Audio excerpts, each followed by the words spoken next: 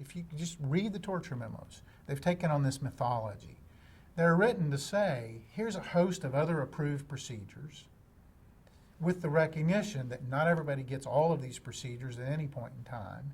And the very point of the torture memos, as circulated through, remember, OLC, the Justice Department, does not write military policy for the military police captain on the ground.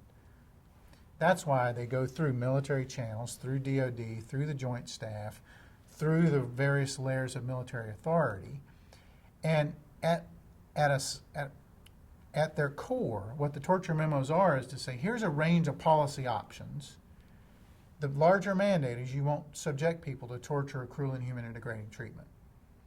So if you do this, here are the procedures and here's who has to authorize that. I mean, the classic example, which is true, people think we're making this up, it's read the policies. You know, if you shake a detainee, you may shake them X number of times. You may shake them against the wall. They must have a neck support. I mean, it actually says you must have neck support if you shake them against the wall. Okay, so that's the shaking thing.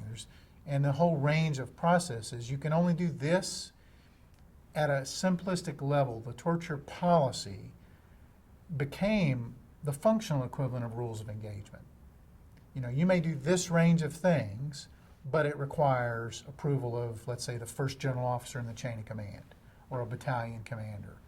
And it requires recertification on this level. There's a whole very complex set of policy things. So the idea in the public domain that the U.S. government just said, no law applies, do anything you want to do anything that you think is convenient, that was never the case.